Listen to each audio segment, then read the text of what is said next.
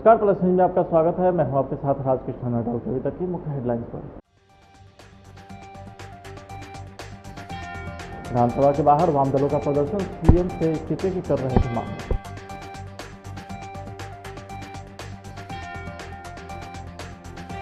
कृषि कानून को वापस लेने व डीजल पेट्रोल रसोई गैस की कीमत को कम करने की मांग को लेकर सीएम की निकाली छवि यात्रा। सासाराम में ट्रक मैजिक की टक्कर में 9 लोग घायल। अब खबरें विस्तार से। बिहार विधानमंडल के बजट सत्र में विपक्ष के तेवर गर्म दिख रहे हैं। विपक्षी दलों के विधायक लगातार अलग अलग मुद्दों पर सरकार के खिलाफ प्रदर्शन कर रहे हैं। वाम दल के विधायक ने नीतीश कुमार से इस्तीफे की मांग को लेकर विधानसभा के बाहर प्रदर्शन भी किया है। बिहार में बढ़ते अपराध और नीतीश मंत्रिमंडल के 18 से ज्यादा सदस्य व विधायकों पर आपराधिक मामला दर्ज होने को लेकर वाम दल ने नीतीश कुमार से उनके इस्तीफे की मांग की है। वाम दल के विधायक का कहना है कि बिहार सरकार में 18 मंत्री के ऊपर अपराध के गंभीर आरोप लगे हैं। इनके साथ रहते बिहार में सुशासन कैसे कायम रह सकता है? अपराध के सवाल पर भाकपा माले विधायक दल का प्रदर्शन चल रहा है। आप जानते हैं कि नीतीश सरकार में 64% मंत्रियों पर संगीन धाराओं में आरोप हैं। बलात्कार के, हत्या के संगीन धाराओं में आरोप हैं। और जब किसी भी सरकार के 64% मंत्री खुद जब अपराधी हैं, खुद जब आपराधिक घटनाओं में आरोपित हैं, वो सरकार प्रदेश में कानून का राज स्थापित कैसे कर सकती है? अभी हाल ही में बेगूसराय में सीपीआई नेता की हत्या हुई, पटना में रुपेश सिंह हत्याकांड हुए और खुद मंत्री शहनवाज हुसैन जो अपने तथ्य में उनके ऊपर बलात्कार का केस चल रहा है, उस तथ्य को छुपाए हैं। तो ऐसे मंत्रियों को नीतीश कुमार को बर्खास्त करना चाहिए, नीतीश कुमार को शर्म करना चाहिए और बिहार में कानून व्यवस्था का राज कायम करना चाहिए। कि पेट्रोलियम पदार्थों की दाम रोज बढ़ रहा है, चाहे वो डीजल हो, पेट्रोल हो, चाहे एलपीजी गैस हो, उसका दाम कम नहीं हो रहा है और दाम बढ़ते चला जा रहा है, धीरे रोज बढ़ रहा है। इसलिए किसानों की कमर टूट गई है और किसानों का जो धान है वो अधिप्राप्ति उसकी नहीं हो पा रही है। बेरोजगारों को रोजगार नहीं मिल पा रहा है। इसलिए हम लोग आपके माध्यम से उनका बेरोजगारों को रोजगार मिले सरकार दे और ये पेट्रोलियम पदार्थों पर जो दाम बढ़ा रही है उसको कम करे, इसकी मांग हम करते हैं। किसानों के जो धान अधिप्राप्ति है उसको धान 31 मार्च तक अधिप्राप्ति करें। विधानसभा के बजट सत्र के चौथे दिन नीतीश कुमार के 18 दागी मंत्री का मुद्दा छाया रहा है। माले सहित विपक्ष के नेता इस दौरान सदन की कार्यवाही शुरू होने के पहले परिसर में विरोध प्रदर्शन करते रहे। माले विधायक ने कहा है कि नीतीश सरकार के 64% मंत्री पर किसी न किसी मामले में अपराध दर्ज है। ऐसे लोगों को नीतीश कुमार ने बिहार के विकास की जिम्मेवारी सौंप दी है, जिसका बचाव करते हुए श्रम संसाधन मंत्री जीवेश मिश्र ने कहा है कि कई बार किसी कारणवश भी मुकदमा दर्ज हो जाता है। मुकदमा जब प्रमाणित हो जाए तब कहना चाहिए दागी है। जो उन्होंने लिखा है अपने चुनावी फार्म में, नामांकन फार्म में, उसको जरा निकाल ले। अगर उन पर किसी प्रकार का कोई दाग है तो हम समझते हैं कि उसका पहले प्रदर्शन कर लें, उन सारे विधायकों की छुट्टी कर दें और फिर एकदम ताकत के साथ आकर बिहार विधानसभा में इस विषय को उठावें कि दागियों किसको दागी कहते हैं। लोकतंत्र में, सामाजिक क्षेत्र में काम करने वाले लोग कई बार कई कारणों से कहीं जाते हैं, उनके ऊपर कोई मुकदमा हो जाता है और मुकदमा जब प्रमाणित होता है तब दागी कहना उचित होगा। अब जिनको दाग, और इसमें अब लालू जी जेल में बैठे हुए हैं, उनको दाग नजर नहीं आ रहा है, और जो लोग अकारण मुकदमा में फंसे हुए हैं उनको दागी कह रहे हैं। तो दाग की परिभाषा अलग अलग बताना कोई राजद के लोगों से सीखे। वहीं सदन के बाहर दानापुर से राजद विधायक रीतलाल यादव ने कृषि बिल का विरोध करते हुए केंद्र की सरकार पर जमकर हमला बोला। हम लोग का मुद्दा अनेक है, लेकिन मुख्य मुद्दा जो है किसान बिल जो आया था उसके ऊपर है। कारपोरेट घराने के जो फायदा पहुंचाने के उद्देश्य से जो उपजाऊ लाए हैं, उसी उद्देश्य को हम लोग को भंग करना है। आप जानते हैं जब कोरोना काल जब आया तो बहुत सारे ऐसा कारपोरेट घराना था जिनका बिजनेस में घाटा हुआ, उन्हीं को फायदा पहुंचाने के लिए इन सारी चीज़ों को रचा गया है रचना।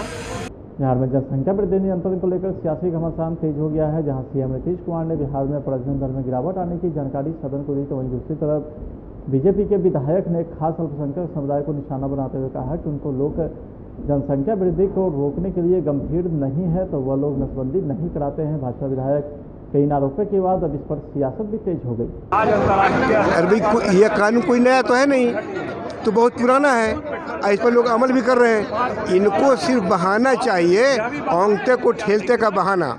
ये अभी चूँकि बंगाल का इलेक्शन है, आसाम का इलेक्शन है, इस तरह से करके के वोट पोलराइज करना चाहते हैं ये, और कुछ नहीं है। हिंदुस्तान सबों का है, अकेले ये आरएसएस वालों का नहीं है, भाजपा वालों का नहीं है। हमारा भी खून बहा है, हमारा भी पसीना बहा है इसमें, इस मुल्क की आज़ादी में। ये तो यूँ ही अगर इस तरह का काम ये नहीं करेंगे, हिंदुस्तान को दो हिस्से में बांटने की साजिश है कि जब तक कॉमनलाइज नहीं करेंगे उस वक्त तक हमारा यहाँ राज रहेगा नहीं। इनकी ज़मीन खिसक रही है। आप देखा, अगर ये पिछली दरवाजे से अगर आने की कोशिश अगर नहीं करते तो सरकार इनके बनने वाली नहीं थी। सारा मीडिया जान रहा है, देश दुनिया जान रहा है कि किस तरह से इनकी हुकूमत बनी है। इसीलिए बंगाल में कैसे ये इफेक्टिव हो, इसीलिए इन्होंने सोचा छोड़ा है। निहालुद्दीन, विधायक रफीगंज। जनसंख्या नियंत्रण पहले उसी पर बोल रहे हैं, उसी पर कर रहे हैं। सरकार ये मंत्री कह रहे हैं कि अगर आपके घर में 2 से अधिक बच्ची पैदा होती है तो उन्हें लाभ 50,000 का नहीं मिलेगा। पहले अपने अच्छा, जिनको एक भी बच्चा नहीं है उनको कितना लाभ मिला? हिंदुस्तान का प्रधानमंत्री है वो, कोई बात हुआ? कहने का मतलब ये सब कुछ नहीं है। असल ये है कि ये तो सिर्फ बहाना है, असल आसाम और बंगाल निशाना है। ये कॉमनलाइज करके यहाँ के वोटरों को चाहते हैं कि पूरे हिंदुस्तान पर धीरे धीरे कब्जा कर लें। इनकी ज़मीन खिसकती चली जा रही है। झारखंड देख लिया, दिल्ली देख लिया, बिहार देख लिया, क्या है उससे इनकार किसको है भाई? कौन नहीं कर रहा है?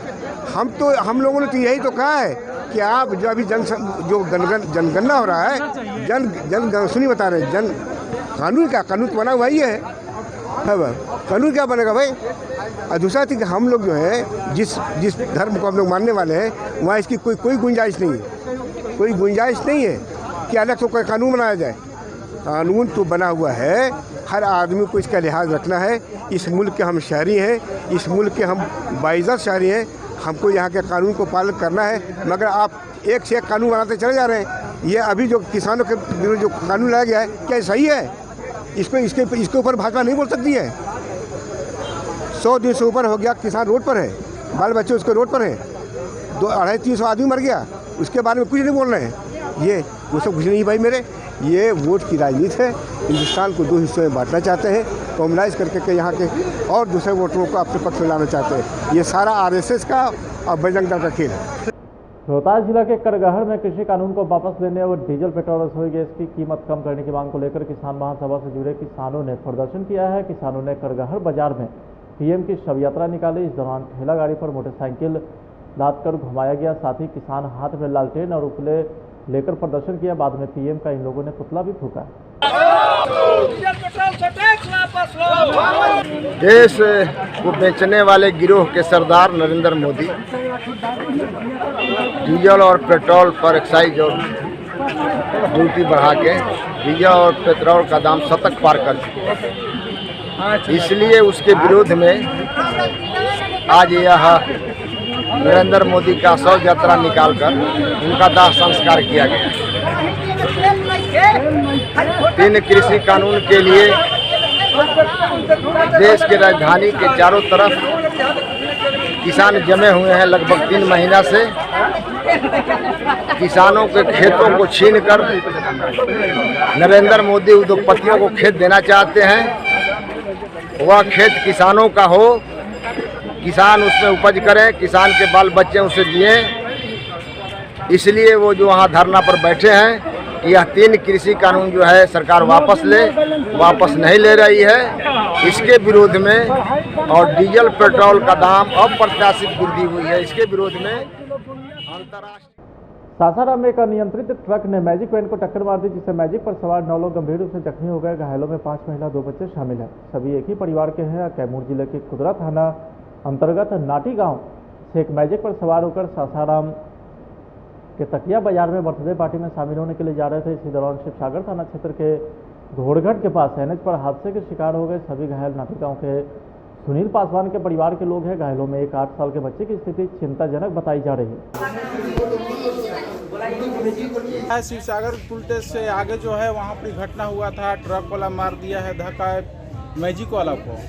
तो हम उधर से आ रहे थे बनारस तरफ से, तो हम लोग देखें तो हम लोग सारा जनता वहाँ पर इकट्ठा हो गए और उनको सारा उठाकर और सदर हॉस्पिटल में हम लेकर आए उनको, और बढ़िया से दवा हुआ हो रहा है। कितना लोग लगा घायल? कितना लोग, वही करीब 8-9 को घायल में है। बच्चा एगो थोड़ा सा सीरियस पोजीशन में है। कहाँ से आ रहा था पता चला? तो नहीं मालूम है कि मोतिहारी के घोड़ा सहन पुलिस ने वाहन जांच के दौरान पुरनिया मोड़ से एक देसी कट्टा चोरी की बाइक के साथ एक अपराधी को गिरफ्तार किया है। थानाध्यक्ष ने बताया कि पुरनिया मोड़ के निकट वाहन जांच की जा रही थी। इसी बीच लखौना की ओर से एक बदमाश पुलिस को देख भागने लगा, तभी उसे खदेड़ कर पकड़ लिया गया। तलाशी लेने पर उसके पास से एक देसी कट्टा और 2 जिंदा कारतूस बरामद किया गया।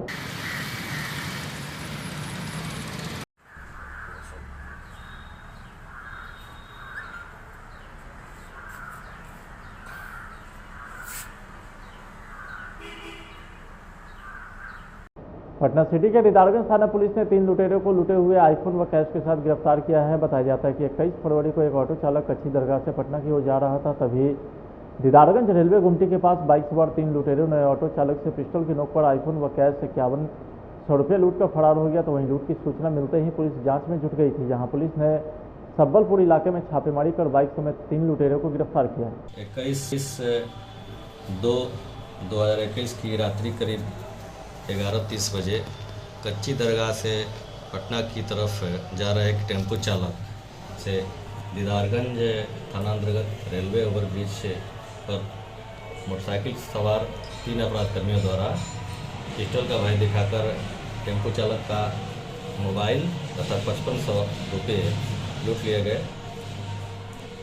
तकनीकी अनुसंधान के आधार पर दिनांक 23/2/2021 को घटना में शामिल तीनों अपराधकर्मियों को लूट के मोबाइल, आईफोन एवं 1100 रुपये के साथ गिरफ्तार कर लिया गया है।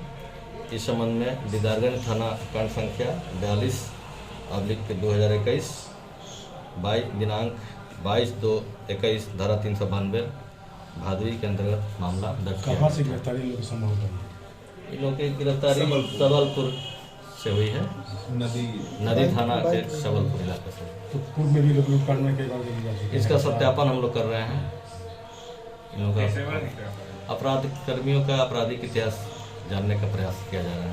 सर, एवरेस्ट 30 और 4 लेन पर लगातार लूट जैसी घटनाओं को अंजाम दिया जा रहा है। पुलिस प्रशासन इससे निपटने के लिए किस तरह का व्यवस्था? पुलिस प्रशासन बिल्कुल सजग एवं सतर्क है और लगातार गश्ती की कार्रवाई की जा रही है और ट्रिपल लोडिंग जो मोटरसाइकिल पर सवार अपराधकर्मी हैं या कोई ऐसे उचक्के हैं या जनरल जो नवयुवक हैं, उनको भी नियंत्रित करने का प्रयास हम लोग कर रहे हैं। उनकी सघन तलाशी चेकिंग की जा रही है। बाहर एनटीपीसी थाना क्षेत्र के गौरक्षणी गांव के पास बीती रात एनएच सड़क पर अज्ञात वाहन की चपेट में आने से लेमुआबाद गांव निवासी जन अधिकार पार्टी युवा शक्ति के प्रखंड अध्यक्ष हरिकांत कुमार नामक युवक सड़क हादसे में बुरी तरह घायल हो गया, जिसे ग्रामीण परिजन के सहयोग से इलाज हेतु अस्पताल पहुंचाया गया, जहां चिकित्सक ने उसे मृत घोषित कर दिया। तो वहीं युवक की मौत से पूरे परिवार में मातम पसरा है। घटना हुई है, हमारा युवा शक्ति का प्रखंड अध्यक्ष था, कोई महिला के उपचार के लिए रात में 8:30 बजे के आसपास अपने साथियों के साथ आ रहा था और उसी दरमियान सड़क में पता नहीं ट्रक से सामने धक्का लगा या फिर ट्रक के रोशनी के कारण अनबैलेंस होने के कारण ये बगल कहीं पेड़ से टकरा गया। ये सही ज्ञात तो नहीं है, लेकिन ऐसा लोग कह रहे हैं जो हम मुखदर्शक थे, जो वहाँ पहुँचे, जिन्होंने देखा और आगे वहीं पर इनका अस्पताल आने से पहले ही इनका मौत हो गया घटनास्थल। ये हमारे जुझारू साथी थे और ऊर्जावान साथी थे। इन्होंने शुरू से हमारे साथ मतलब एक पैर पर खड़ा होने के लिए, पार्टी के लिए हमेशा समर्पित होकर इन्होंने काम किया और इनके जाने से जी कौन पार्टी? ये हमारे जन अधिकार पार्टी युवा शक्ति के प्रखंड अध्यक्ष। इनके जाने से हमारा रीढ़ का हड्डी समाप्त हो गया है। फिलहाल वक्त चला एक छोटे से ब्रेक का।